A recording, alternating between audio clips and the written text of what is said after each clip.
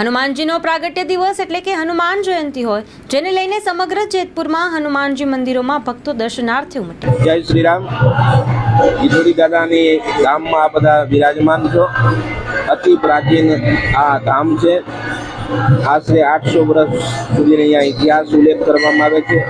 વર્ષોથી સાધુ સંતોને ગાદીપતિની પરંપરા છે. આજ હનુમાન પ્રાગટ્ય મહોત્સવ મનાવવામાં આવી રહ્યા છે. પ્રાગટ્ય મહોત્સવમાં મંદિર શણગારવામાં આવ્યા છે. સરસ મજાના દર્શન થાય છે.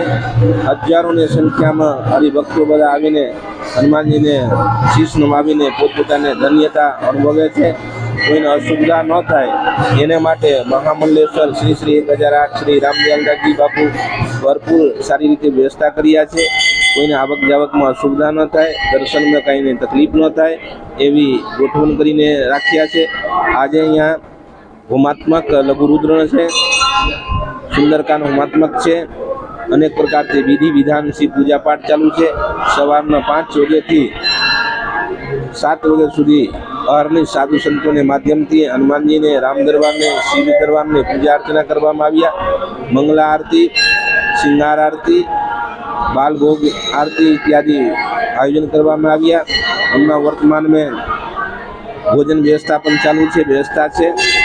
હજારોની સંખ્યામાં જે ભક્તો ભાવના લઈને આવે છે, બધાને ઈશ્વરી દાદા હાજર છે. બધાને આસ્થા પરિપૂર્ણ કરે છે. ત્યાં પણ જે પણ ભક્તો જે ભાવના સાથે આવે છે, કોઈ પુત્રની કામના સાથે, કોઈ ધનની લાલસા સાથે, કોઈ વિદ્યા માટે આવતા હોય, આરોગ્ય માટે આવતા હોય, જેને જે મન્નત હોય ઈશ્વરી દાદા બધાને પૂરો પાડે છે. આજુબાજુ નહીં, આખા સૌરાષ્ટ્ર ગુજરાતમાં બધાના આસ્થાના કેન્દ્ર છે. ઐતિહાસિક જગ્યા છે. એવા અહીંયા ગૌશાળા પણ સરસ મજાને ચાલી રહ્યા છે. આશરે 100થી વધારે ગાયો છે.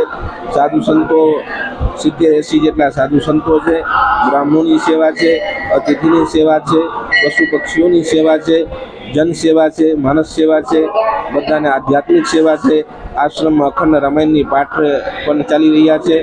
એવા સુંદર, સાત્વિક, પવિત્ર ઐતિહાસિક જગ્યા છે. બધા અહીંયા ખૂબ ખૂબ પધારો, બધાને દર્શનને લાભ લો. આ આશરે જેતપુરથી 5-7 કિલોમીટર જેટલું મંદિરને ડિફરન્સ છે. અહીંયા રેલથી આવવું હોય તો જેતલસર જંકશન, જેતપુર જે સ્ટેશન, નવાગઢ રેલવે સ્ટેશન છે. બસ સ્ટેન્ડ એટલે જેતપુર બસ સ્ટેન્ડથી 5 કિલોમીટર આશરે છે. આ ખૂબ ઐતિહાસિક જગ્યા છે.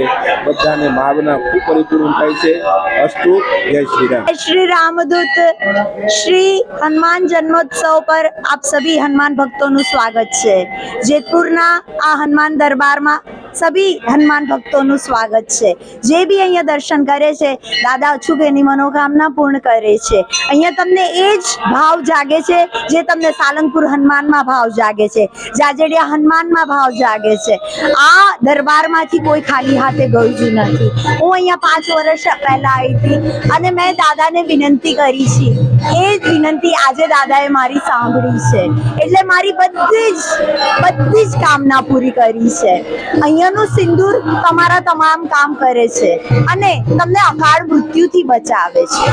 જેમ કે હું કહીશ, શ્રી હનુમાન દાદા શ્રી મહાદેવનો 11મો રુદ્ર અવતાર છે.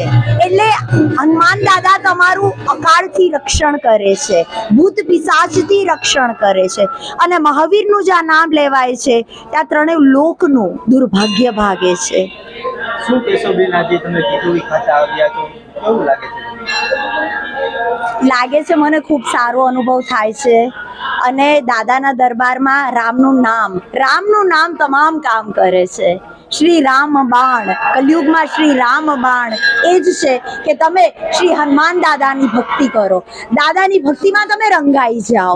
દિવસ રાત તમે શ્રી રામનું નામ લો. શ્રી રામ રક્ષા સ્તોત્રનું પાઠ કરો. તમે સુંદરકાંડના પાઠ કરો. તમે હનુમાન ચાલીસાના પાઠ કરો. વારે તમે હનુમાન દાદાજીનું નામ લો એટલે સગળા મનોરથ પૂરા થાય છે જ. અને આ ભૂમિ તો એટલી પાવન છે, એટલી પવિત્ર છે કે અહીંયા જે બી ખાલી પગ મૂકે છે ને, તો બી દાદા એમની ગોદમાં તમને સમાઈ લે છે. એટલે શંકાને કોઈ સ્થાન જ નથી કે તમે આ દરબારમાં આવ્યા છો ને અહીંયાથી તમે ખાલી હાથે જવાના છો. જે બી અહીંયા આવ્યા છે એનું દાદા રક્ષણ કરે છે અને એની સગળી મનોકામના પૂર્ણ કરે છે. જય શ્રી રામ, જય શ્રી રામ, જય શ્રી રામ. ગુજરાત લોકસભા ચૂંટણી બેઠક પર પોતાના વિસ્તારમાં સારી રીતે કવરેજ અને રિપોર્ટિંગ કરી શકે તેવા રિપોર્ટર અને કેમેરામેનની જરૂર છે. કોન્ટેક્ટ 97 252 061 23 24 26.